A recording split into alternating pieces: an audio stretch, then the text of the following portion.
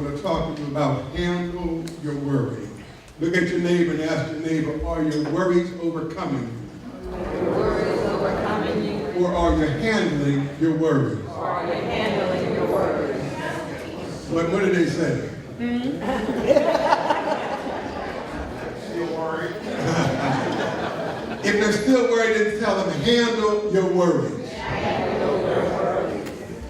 Now, in this particular scripture in Matthew, this is part of what we call the Sermon on the Mount. And Jesus is addressing this gathering of people. Some are his disciples, some are his followers, some are folks just wanting to see about this miracle man from Galilee. They want to know, who are you? What do you have to say that's going to make any difference in my life? And I like what Jesus talking about. Jesus talking about issues about the law, salt and light. He said, happy or blessed will you be when this and that. He talked about anger and how to deal with anger. He talked about sin beginning in the heart. He talked about divorce. He talked about taking oaths. He talked about retaliation. Talked about enemies and the manner of giving and prayer and fasting. And then he comes to a point where he's got to talk to them about something that he knows everybody is concerned about, and that's what's happening in their lives,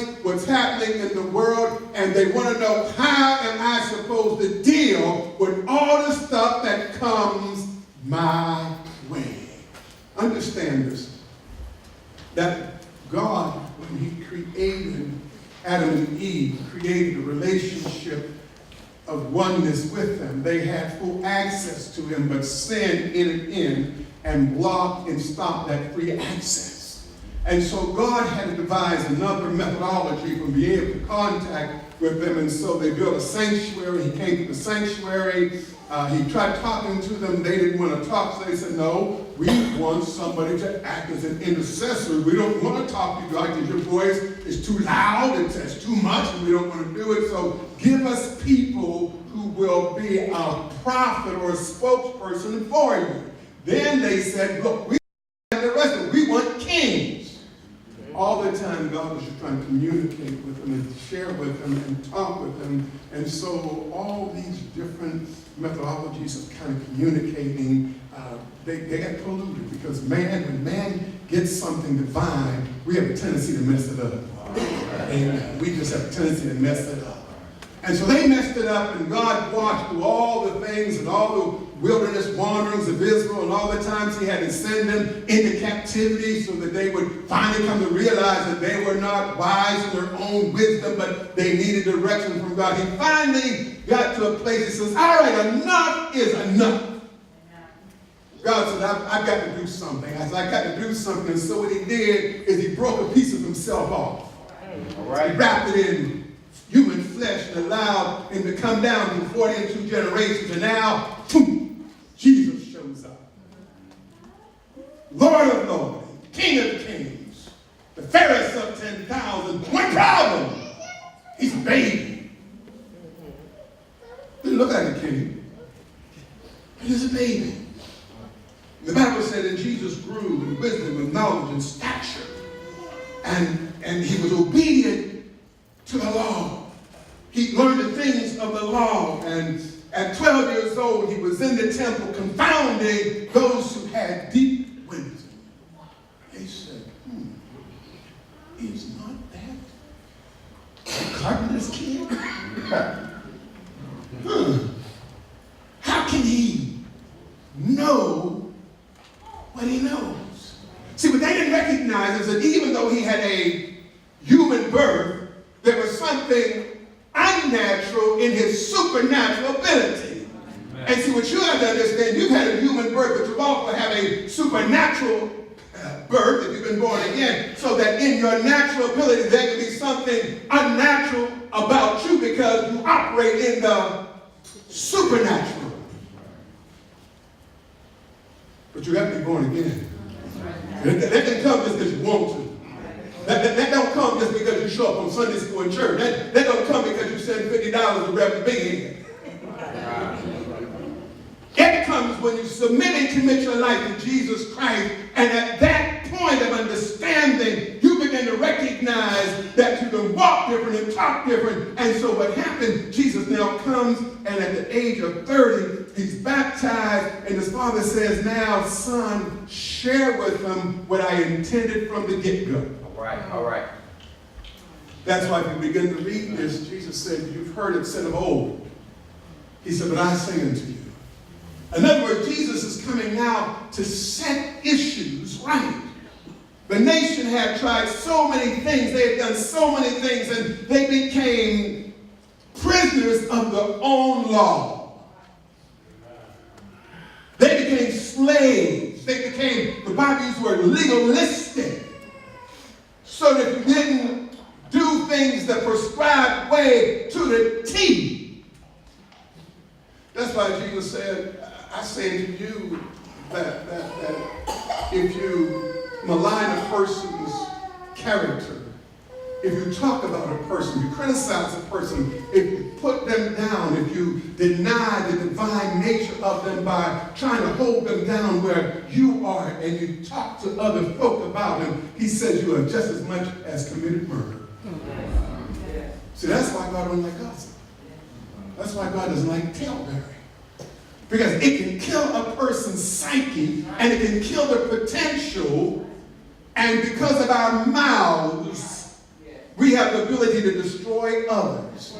And yet we say, I ain't killed nobody, and you know you've maligned people. You know you've hurt folks. You know you turn people against people by the things that you've said. And listen, let me say this, please, on QT. Parents, you have children in your house, be careful what you say. Your children have a way of hearing. And not only just hearing, but learning lessons, and not only but learning lessons, sometimes passing stuff on they hear. So be careful. Be careful, because you can kill not only somebody else, but you can kill them. Because they become talebearers. And one thing I learned, a dog that will bring a bone will take a bone. And so our kids learn that stuff. Because a lot of us learned it because we saw it. We were privy to it. So Jesus comes and he sets all those things straight. He said, you've all been so legalistic, you've been so misunderstanding. He said, and so now I've got to set the record straight. Because one thing he knew that there were folk who would worry. In the reading that Brittany Lamb read, she looked at verse 19 through 21. Let me start right there, because I want to show you something.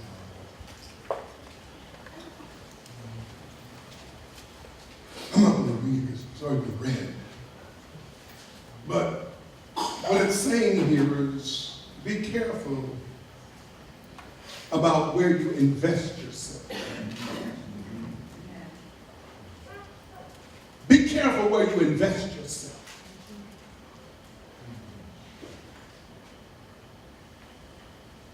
Y'all can see that, right? Verse 21 says, for where your treasure is, there will your heart be also. And we really got to understand what that really says. It says, whatever you value, whatever you hold dear, that's where you are vested. See, we think it's vice versa. No, it's wherever you put your energy and your effort, whatever you esteem, that's where your heart is. Why? Because you're vested in it, because it's important to you, because it becomes a part of who you are. All right. Amen. So what we've got to realize sometimes, especially in this walk of ours, is, see, some of us aren't vested in the body of Christ. We like the body of Christ, but we're not invested in it. See, because here's what happens. If you start making yourself get up and come to Sunday school, if you start making yourself get up and get here for 10:10 so we can start the praise and worship, If you make yourself get up and make sure that you come to church, and you get up and make sure you come to Bible study, and you get up and you come to the other things of teaching, you will find yourself treasuring. Why? Because my heart is vested in the Word of God. Thank you, Lord. The reason why we can be so casual with the Word of God is because we're not vested in it. See, some folk will even read it out of obligation while I'm supposed to. Not trying to learn, but just trying to do what they think they have to do. I promise you, if you get up every morning 5 minutes early and you begin to vest yourself into a 5-minute time in God's Word, you would find out that it would pay off if you got up every morning and began to do it. I'm going to be real with you. 8 years ago, my wife and I went through a church planner's workshop, and they asked me a question. They asked me, when is your devotional time? And see, me being who I am, my wife said, I'm in devotion all the time. Whenever I get a spare moment, I don't care if it's in the bathroom, I don't care where it is, I'm in God's Word, I'm praying. But they told me that wasn't good enough. And I got an attitude. I got an attitude because I guarantee you that I've spent more time in the Word than they would on an average day, but yet because they said you need a specific time, I wasn't feeling it. And so when I left there a little bit arrogant until something said, try it. Just try it. And I began to try it and began to find out that now, whenever I wake up, my first, however long it's going to be, is my time in God's presence, and I look forward to it. And if I can't get to it, I make sure I get to it. I don't care what I got to blow up. I don't care what I got to get out of the way. You got to wait on me because I got to get my God time in. Why? Because I value it. Why? Because I invested myself in it, and there has been a payoff. There's been a reward, and the reward is not money. The reward is not miracle. The reward is I got my time with Jesus. It's me and Him alone. And I'm believing that when Kent Johnson wakes up, that Jesus is running to get to where I am, so I can be where He is, and I run. Amen. My wife tells me, she said, you ought to wash your face and brush your teeth. I don't even wait for that. I just go to just as I am. He knew me in my mess, so a little bit of funk ain't going to hurt Him.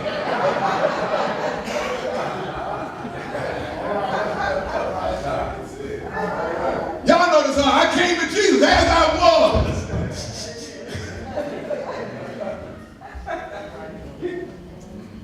So Jesus saying, where your treasure, but your invest. See, some folk are invested in their rides. They love them some cars. I know you ain't in my car.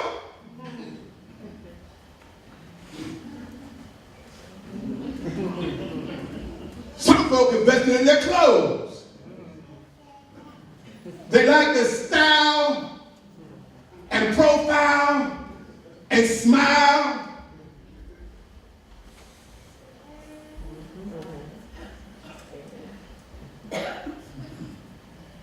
Some folk invested in their position. They work for the government. They just nosebleeds.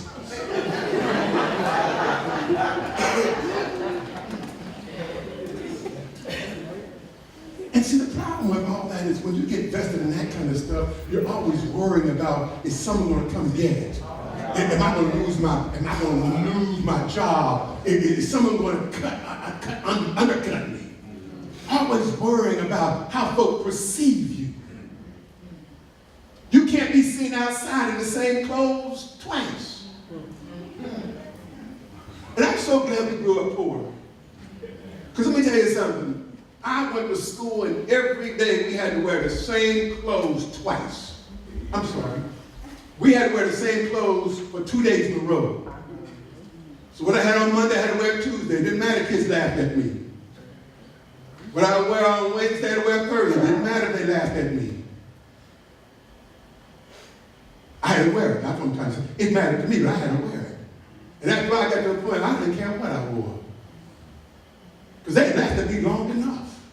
And I began to realize it wasn't really hurting. I didn't like the situation, couldn't change it. So I learned it in whatever state I am therein to be content. Didn't like it, but I was content because I couldn't do anything about it. And complaining about it, guess what? Didn't change my circumstance. Amen. So I learned how to walk with 2-day clothes. And you know what else I learned too? I learned how to be funny. Because instead of letting folks laugh about me, I had them to laugh with me. Now, there's a whole story behind that because that's a defense mechanism. So anyway, Jesus had come to set things straight. And he was trying to tell them to invest in that which is beneficial, not superficial. And he did all that. Look. Verse 24, he said, you can't serve two masters. Didn't say you shouldn't, he said you can't. 25, therefore I say you take no what? No thought for your life, what you should eat, what you should drink, or your body, what you should put on it. He said, is life more than meat and the body more than raiment? He said, look at the birds. Birds come and go. He said, check them out. They don't worry about a thing. He said, check out the fields, the lilies. They don't toil. He said, God clothes the grass. So he says today, take no thought about what you're going to eat or drink or where you should be clothed. Now, check this out. I'm going to give you some points and get out of here. All right? Jesus understood that as people would face issues, battles, difficulties, uncertainties, and he knew that these uncertainties would cause them to worry. And worry is nothing more than stressing. It's fretting.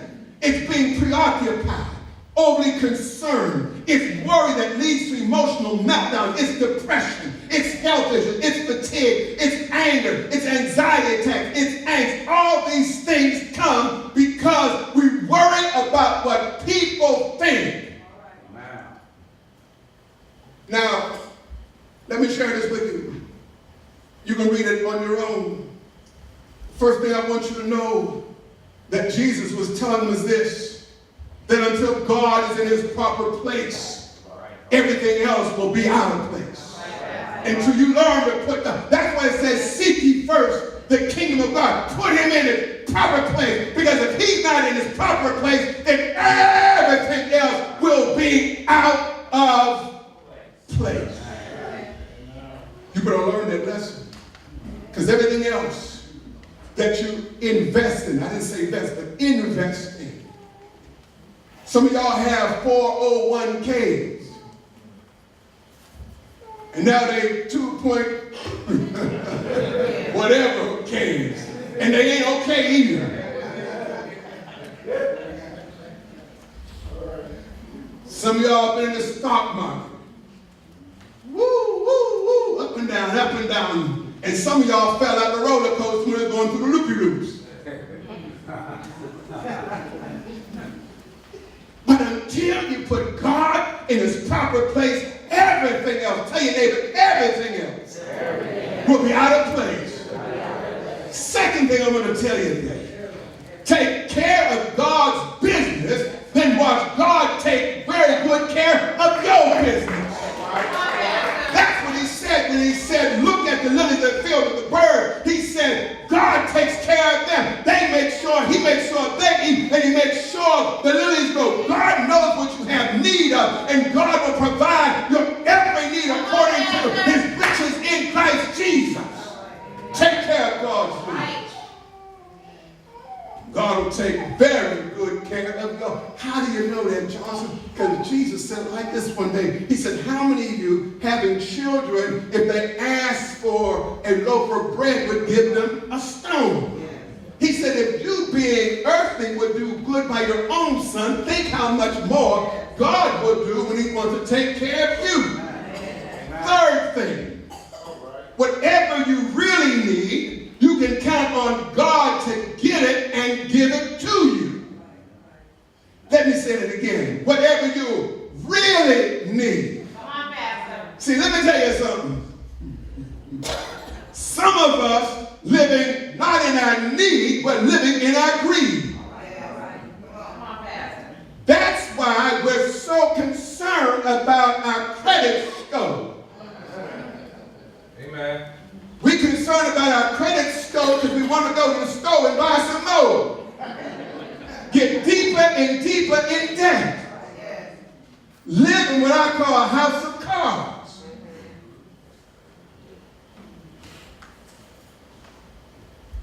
We want too much. I like Jesus. Jesus had a mansion here on earth. That's why he told the man, he said, you want to be like me? It's everything you have. He said, the foxes have, the birds have nests. He said, the Son of God, that was his mansion, the expanse of his kingdom.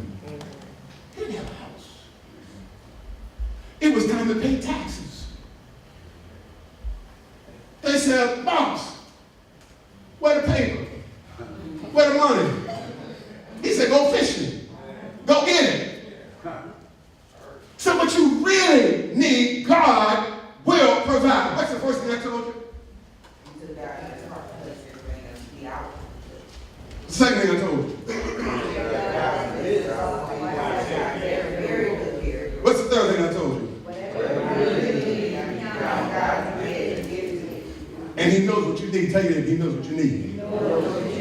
The fourth thing, the more important God becomes, the less important other things become. Let me say that again. The more important God becomes to you, the less important other things, other stuff, other people become. Because see, one thing you'll recognize, the more important God becomes, there going to be some folk going to leave you.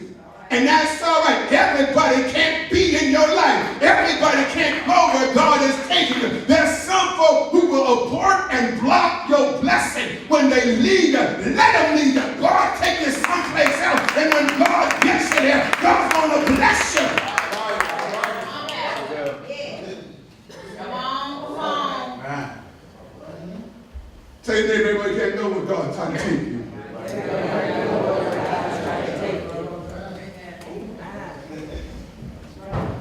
There used to be a song I remember, I don't remember the exact words, but I remember this phrase in it. If you can't bless me, don't block me, get out of my way. You need to tell some folk that in your life. If you can't bless me, don't block me, get out of my way. And let me tell you something, sometimes there's some folk, be just like this chair, they'll be stuck with you. See this chair like this is how it is. Sometimes you're going to do this stuff right off. Tell them, see you. Don't want to be here. Because I'm going on, God's got something for me. And don't you let any earthly person keep you from your divine destiny.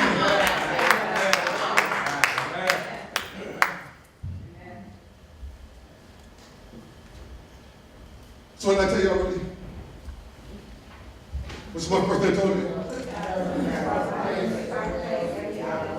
Second thing?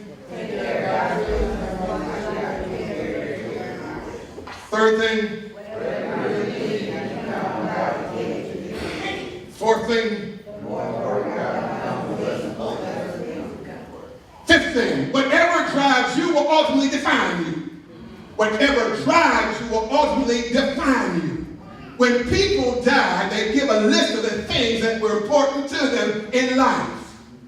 He was the 99th degree of the Masons of the Prince Hall Majestic counter offer of whatever. He was CEO and founder of whatever. He was a professional whatever. She was the most stylish person of whatever.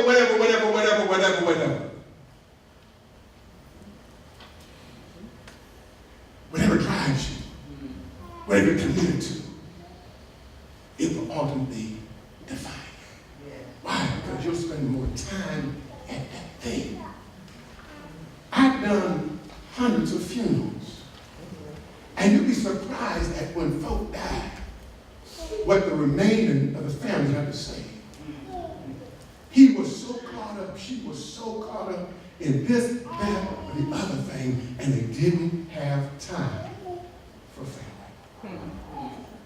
At retirement, I've heard general officers say, I sacrificed to get here, and when I got here, I recognized that I had sacrificed my family.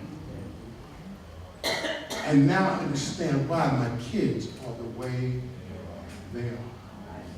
Let me drop this in your spirit. I'm not trying to tell anybody to really occur because I've been 20 plus years myself. But let me put this to you. See, with kids, it's not a quantity or quality thing. If I can't give them quantity, I give them quality. For kids, it's both. You may justify it in your thinking. Your kids don't care whether you drive or whatever. They want you. Amen. They don't care that you have access and you got President Obama on your speed dial because you're in that clip with him. They don't care about that. They want mama or daddy when they want mama or daddy. Amen.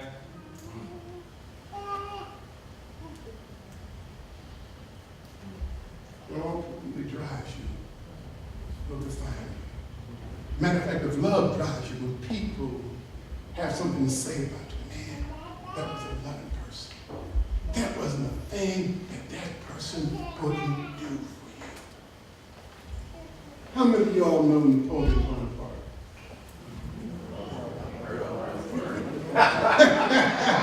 If you knew it personally, I'm about ready to let that know. I'm going to find a way. And what do we know about him?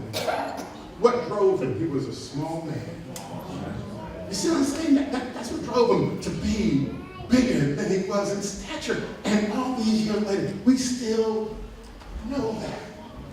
So it ultimately drives you, will define you. Next, life is not about how much you make, what you drive, or where you live.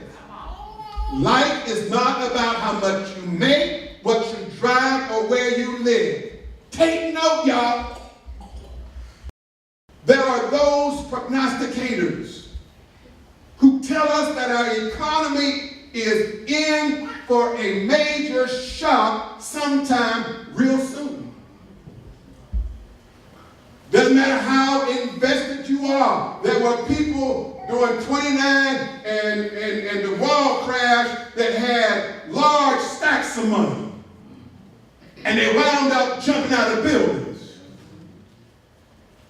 There's some of us who've gotten so high and mighty, we would struggle to have to eat what we ate when we were growing up. Some of y'all right in here right now know you don't want to eat any more spam.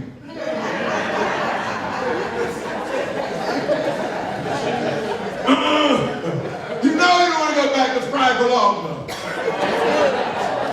I used to love that bologna. That thing curled up in the middle. Yeah, bologna. B-O-L-O-G-N-A, bologna. Now, he got my last name. How many of y'all grew up in Austin Mine bologna? I sure didn't grow up on it.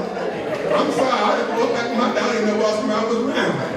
We got the cheapest bologna that was out there. And it tastes good after that. He put it in that cast iron skillet, and that thing around the edge, and that little fresh right on that thing. Oh, that was a good eating. Come on, somebody. That was a good eating.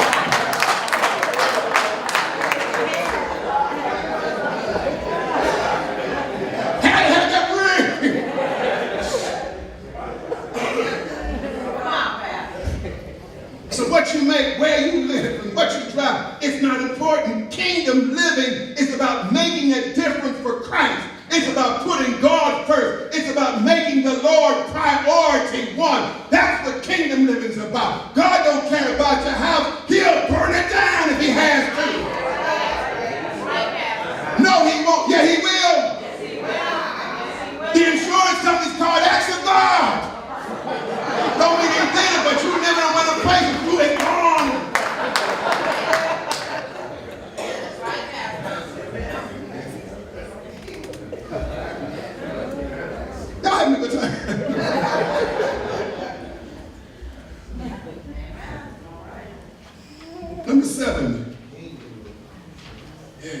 At the root of all worry is simply, we just don't trust God. Amen.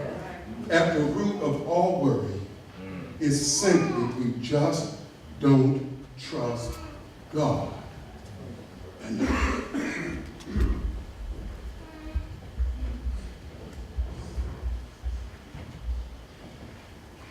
I can go in many places with that.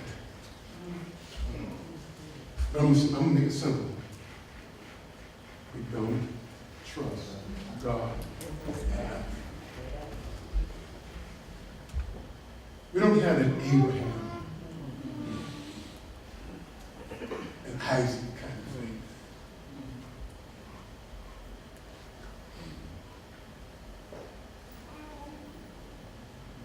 I told you I was at a place once where I come across a preacher said, y'all think you trust God? Y'all think you got faith in God? People, you know, like, oh yeah, I do trust God. He said, it's offering time.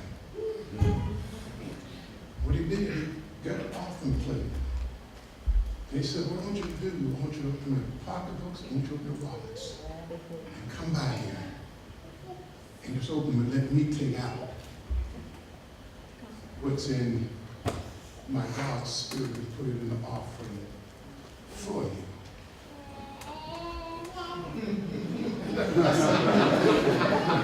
No, I'm saying, come on now.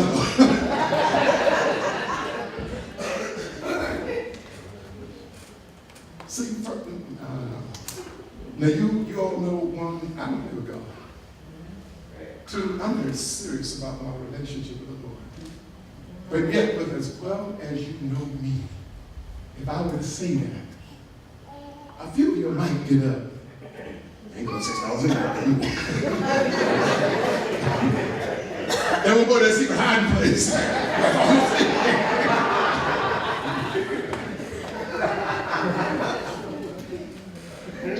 But some of y'all say,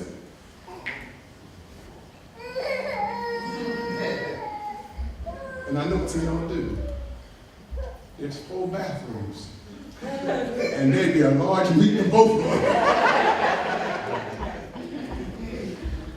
Because you wouldn't believe, you wouldn't have enough faith to believe that God was speaking to the shepherd of this place in order to bless not only the body, but bless the kingdom. It'd be calling into question. And yet, that's not the issue. God has asked you to do less than that in some respects, because your heart is in your money and your resources. But God is saying, can I allow you to invest yourself in somebody else that they might become a disciple just like you, that they may be blessed just like you, that they may have inheritance just like you, that they might have a relationship just like you, that they might have eternal life just like you. And you know, we say no. Because they may say something, they may talk about me, they may reject me.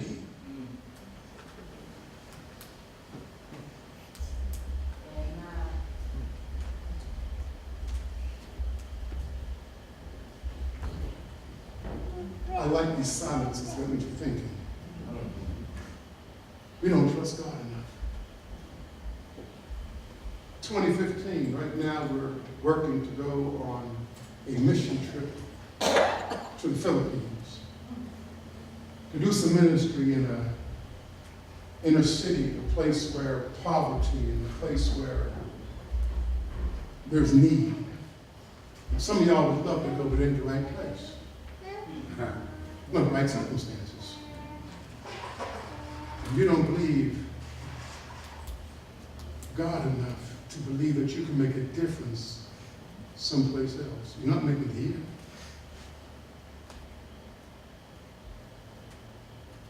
We're going to the Holy Land in fall this year.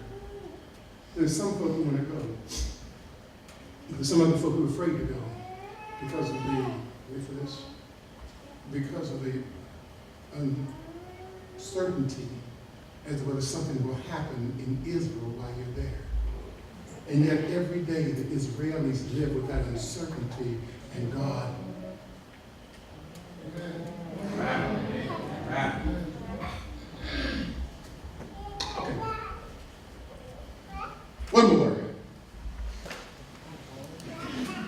there is a correlation between how you worry and how you live.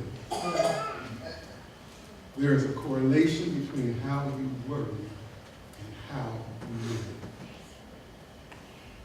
There's a correlation, see, worry. I said this a couple weeks ago. I quit worrying about things because you can't do anything about it anyway. I learned it a long time ago. If I'm worried about what this man might do to me, two things. If he doesn't do it, then I wasted my time, what? And if he does do it, then guess what? I wasted my time worrying. So why worry? You know who one of my heroes was growing up? Anybody know the name Alfred E. Newman? There's a magazine called Mad Magazine. And he was a goofy old guy, but his saying was what? Me worried? I'm being very serious. There is so much more productive we can do if we quit worrying about things and just go ahead and do it. Because see, the moment that he engages me, whatever it's going to be, then I'll deal with it. Because most of the stuff we worry about doesn't come to pass in the first place. It doesn't happen. Or, wait for this, we're in a conflict with somebody, and we're worried about all this stuff that we think they're going to say is going to happen, and then we get in a dialogue with them, and we get the first few words out, and because we had this thing scripted in our mind, we know what we're going to say, but they didn't say what they were supposed to say.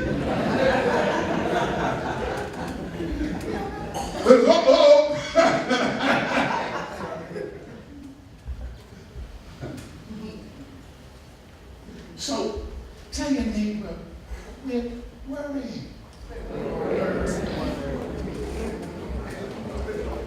Tell them, don't waste your time.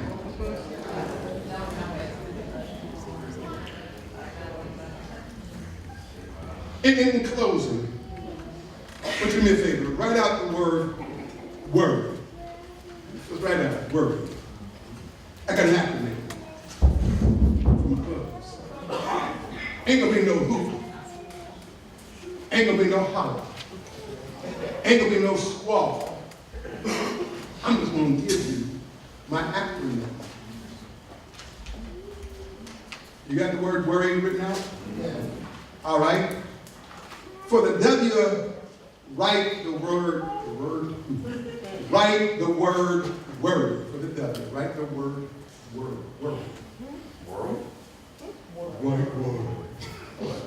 Write the word worry. For the W, write the word worry. For the word O, the letter O, I'm sorry, write the word outweighs. So you got a W, and then an O-R-R-Y, then you got an O, and an O-U-T-W-E-I-G-H-S. For the R, write the word right, R-I-G-H-T. And for the next R, write the word relationship. Now what you have is worry outweighs right relationship. Amen. Y'all see that, right? Worry outweighs right relationship. In other words, you allow your worry to outweigh your right relationship with Christ. You allow worry to outweigh the right relationship you have with He who said He would never leave you nor forsake you. In other words, you allow worry to outweigh the good that is in you because of the God that's in you. You allow worry to outweigh your right relationship. For He who said that you're more than a conqueror, you allow worry to outweigh your right relationship. For He who said that the enemy is under your feet, you allow your worry to outweigh your right relationship. For Him who said, by my stripes are you healed, you allow your worry to outweigh your right relationship. Him who, and you fill in the blank.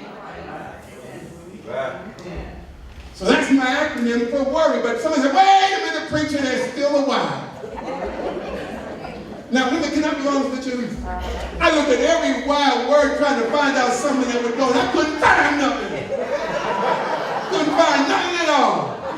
And then it hit me. Why means why. Worry outweighs right relationships. Why? Because it takes the fire out of your praise. Why? Because it takes the fuel out of your faith. Why? Because it takes the joy out of your living. Why? It takes the confidence out of your prayer. That's why.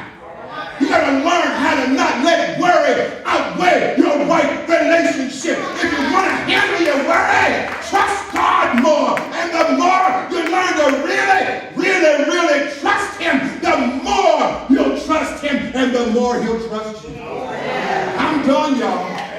I'm through. I'm done. I'm through. If you ain't got anything today, I'm here today to tell you, you got some trouble and I'm worried about you.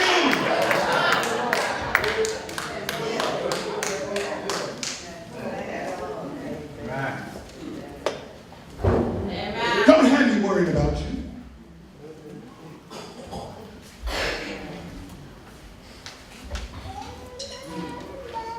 Don't have me worried about you. What I need to do is be celebrating you. See, we gotta go. See, God has us in this thing together. And let me see if I can do this. I need you. Everybody go. You need me. We're all a part of God's body. Stay with me. Hurry with me. We're all a part of God's body. It is His will that every need be supplied.